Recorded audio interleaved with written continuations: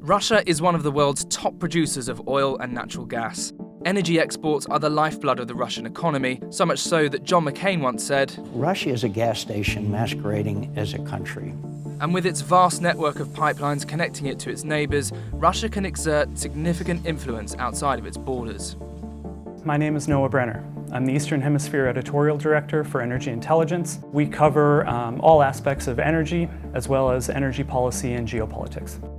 Russia's traditional oil and gas producing areas are here in western Siberia, and then we see an array of pipeline connections moving across western Russia into eastern, central, and eventually onto western Europe. One of those pipelines, Nord Stream 1, can deliver 55 billion cubic meters of gas to the EU every year. Nord Stream 2 would have doubled the amount of gas that Russia was moving into Germany. Now, of course, that made Western partners, particularly the United States, nervous because they saw it as locking in a role and a demand for Russian gas in Germany, but also for Russia within the energy policy and the geopolitical sphere of Europe. In response to the Russian invasion of Ukraine, Nord Stream 2 has been halted. Und ohne diese Zertifizierung kann Nord Stream 2 ja nicht in Betrieb gehen. But Europe isn't the only market for Russian energy.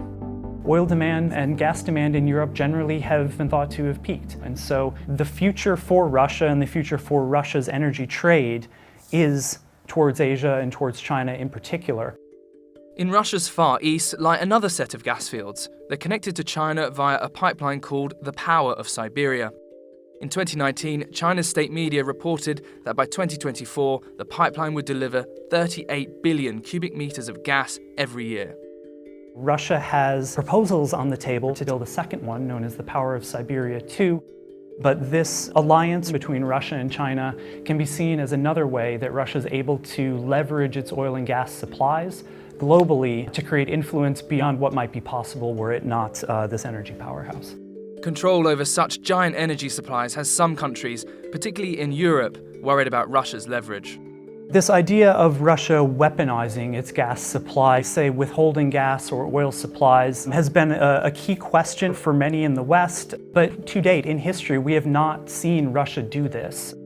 Russia supplies 40% of Europe's gas, and the alternatives are either underdeveloped green sources, phased-down nuclear plants, or climate-wrecking coal. With energy revenue crucial for Russia, any loss of sales could be damaging. But as Russia's invasion of Ukraine continues and Western sanctions persist, so too does a threat of an export cutoff. This invasion and the rapidity and the force that Russia has employed in Ukraine has really galvanized Europe in a way to tackle this much more seriously than we've seen before.